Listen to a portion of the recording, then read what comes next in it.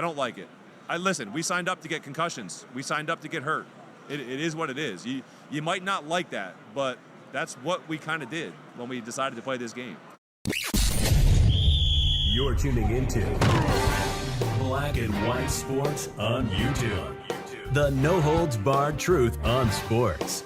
The main event starts. All right, Black and White Sports supporters, let's talk about a guy that I have talked about a lot over the last 4 or 5 years, and especially when I was talking NFL on Black and White Sports 2.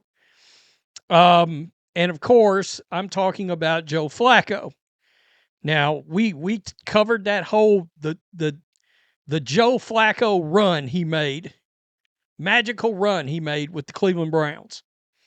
All right, and it was awesome. It was fun. And it was fun to talk about. It was fun while it was happening. And he let a Browns team come in off the couch, won comeback player of the year, and took that Brown squad, Kevin Stefanski's squad, by the way. He took a guy off the couch, led that team to the NFL playoffs. And it was a great story. It was a fun story, right? And it was a fun story. Cleveland adored the guy. So did Stefanski. Now, of course, Andrew Berry traded him out from underneath Stefanski's face this year. Didn't bother to tell him. And, of course, he ended up going to the Bengals. And completely, I mean, it's a perfect example of, you know, when you hear somebody talk about me or somebody else talk about it's important to have some weapons around your quarterback. I mean, the Browns were atrocious at wide receiver.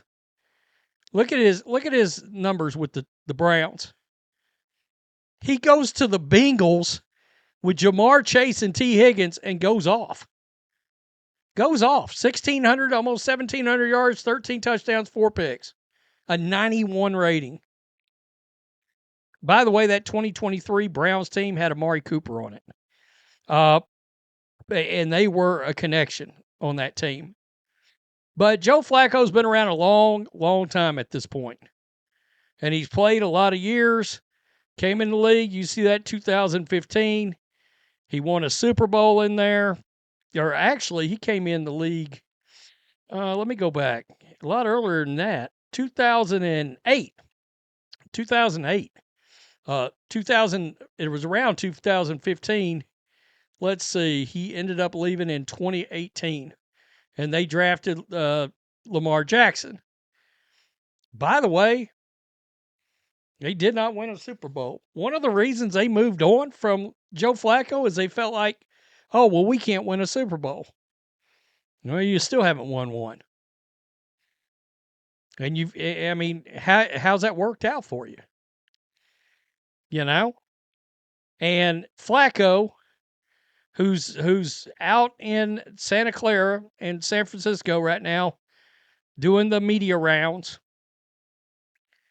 he gave a punishing take, a scathing take on the current state of the NFL when it comes to how games are officiated, how quarterbacks are coddled, how defenses are penalized, and how the game is kind of a shell of the game that, like, I grew up watching.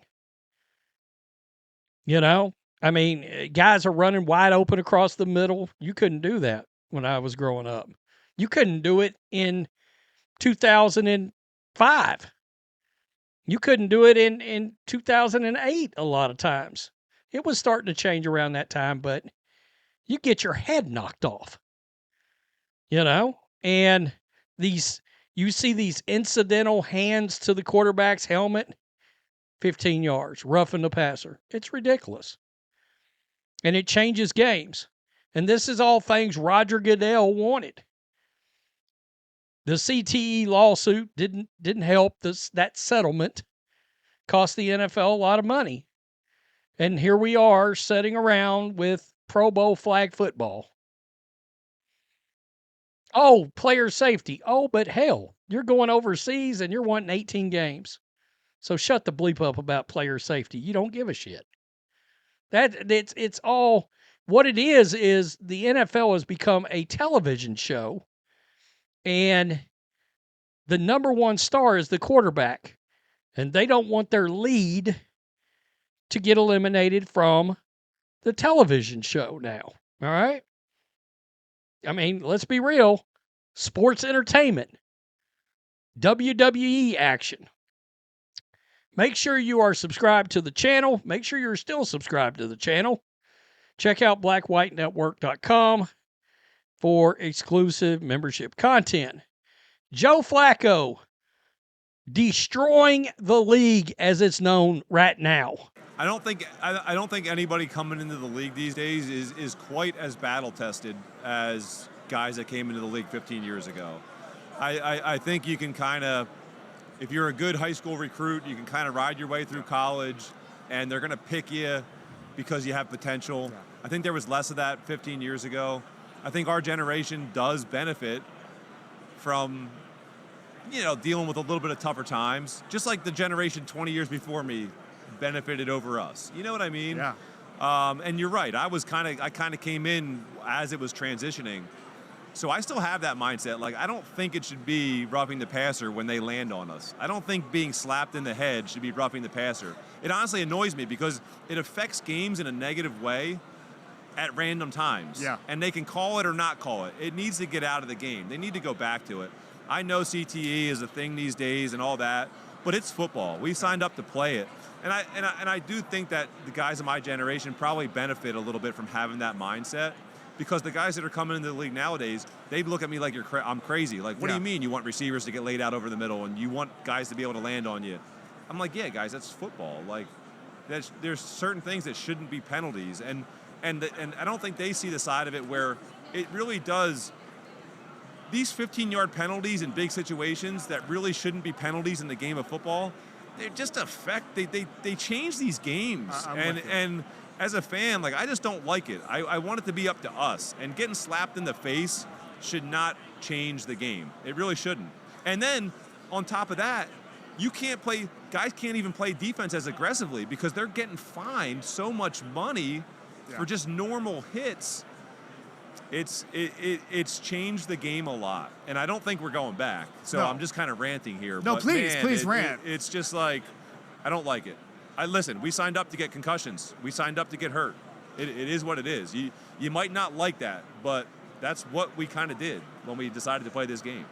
You may not want to answer this, but is there a personal or a flag that was thrown where you got hit and you were like, really?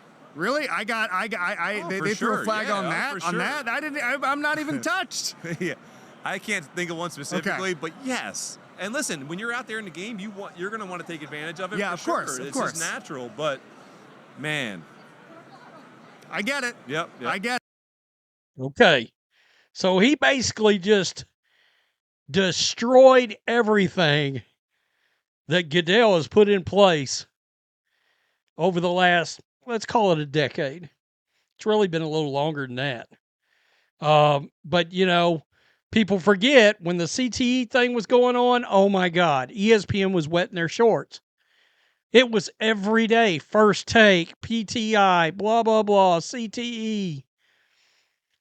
The doctor that, they made a movie about it. And there was a huge settlement. And so they decided to try to change everything. He's right. And by the way, this is things you've heard from Aaron Rodgers. You've heard it from Tom Brady. They're very pro-defense. Chris Sims talked about it just today, that he thinks it's bullshit, the way defenses are treated in the National Football League now. They can't hit anybody. And I'm sorry, but ESPN used to have a show, a segment of a show that Tom Jackson was hosting with Chris Berman called Jacked Up. And it was the best, hardest hits of the week, and it was glorious. I missed that shit. I don't know about you guys. But fantasy football has bleeped this whole thing up too. It has. It people's attention spans. If there's not, if it's not a 30 to 28 game, people think the game blows. That snow game between the Patriots and the Broncos, I loved it. And social media was littered with people saying this is the worst game ever. And I'm like, Really? Because you would hate every game I ever grew up watching in the 80s. I mean, I'm just being real. In the 80s, there was a lot of 10-7 games, a lot of 13-7 games. You know, I mean, it just is what it is because defense was as big a part of the game as the freaking offense. And if your quarterback got hurt, sorry, not sorry. By the way, in case you guys don't know, Joe Flacco has got one of the strongest arms in the history of the NFL, and it's probably still a top 5 strongest arm in all of the NFL right now. And he's like, what, 40 or 41? Said he'd like to come out and play for the Steelers. Kind of interesting. You know, he's going to run the whole AFC North circuit. Tell me what you think. Joe Flacco, somewhere Roger Goodell is seething listening to this. Joe Flacco's a 1,000% right. Tell me what you think. Peace. I'm out. Till next time. Thanks for watching the show. Be sure to like, comment, and subscribe.